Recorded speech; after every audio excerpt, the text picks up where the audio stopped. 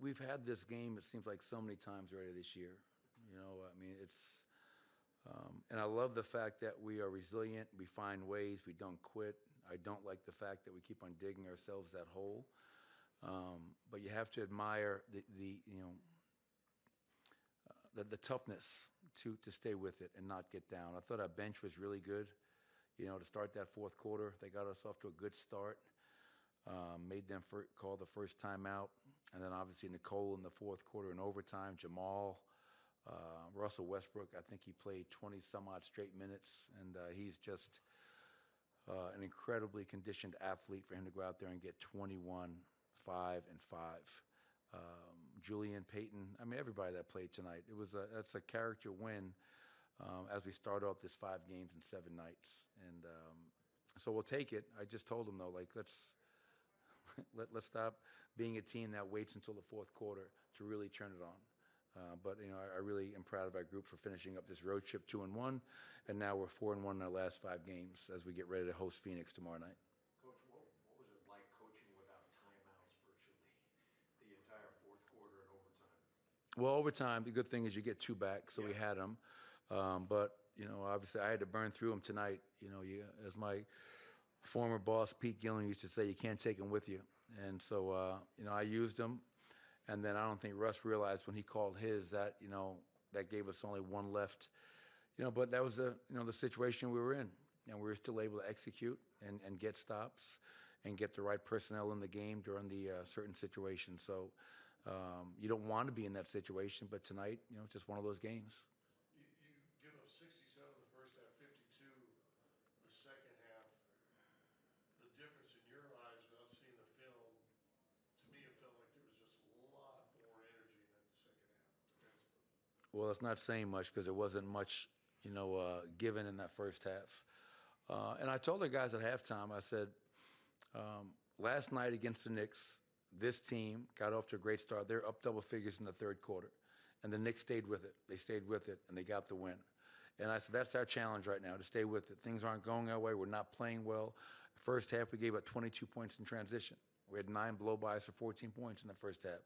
To your point, though, Scott, in the second half, we only gave up 8 points in transition. We only had 4 blow-bys. So the defense, the attention to detail, the physicality, the urgency was where it needs to be. And once again, I know I sound like a broken record, but our challenge is, can we do that much closer to 48 minutes? And you think about the teams we're getting ready to play, Phoenix, Cleveland, Detroit. We're going to have to find a way if we want to continue to win at a high level. Were any of the late game adjustments things that you learned against Portland that you wanted to do differently? Because it seemed like a very similar game down the stretch. It was, and I believe, we talk about trust a lot within our team and our culture. And we talked after the Portland game the next day, and we watched film, and I wanted to hear their thoughts on that last play when Simon scored. And, what are they comfortable doing? And so it was the same thing tonight. Timeout. They have a chance to win the game at the buzzer, and I talked to our guys again, and we decided to do something a little bit different. And that's part of coaching, is giving guys ownership. And trust is not a hollow word. That's something that we try to live and breathe every single day amongst each other. And I want to hear, those are the guys that are on the court, Katie. And if they feel, hey, let's do this, great, let's try and give that an opportunity to work. And we got the stop, and we were able to win it in overtime. So, like I said earlier, character win for us. Coach, a lot of heroes tonight, but and I know that plus minus isn't everything, but I'm looking down here, and you've got Julian Strother played 20 minutes, and he was plus 20. What do you make of that? I should have played him more minutes. That's what I make of that. It's bad coaching. Julian, you think about the lineup we had in late in the game. CB, Julian, Russ, Peyton was out there for a stretch. So we're getting a chance to play some of our young players in really important, critical minutes, which can only help speed up their development, their continued development. But yeah, and the thing I'm most proud about, I thought Julian had a great look from 3 that didn't go down, but he shot it with confidence, which is what I love. But I felt that his defensive disposition tonight was where it needs to be. He might get scored on, but he was trying. And he was doing everything he could to make it hard on team players to score on him. So, I thought Julian Strother had a really good game on both ends of the floor for us. Quiet first half for Joker, second half, especially in the fourth quarter, at one time took the game over. Yeah, and that's what MVPs do. To your point, obviously, they were doubling him in the post quite a bit. We tried to get him in catch and shoot, try to get him in some nail ISOs.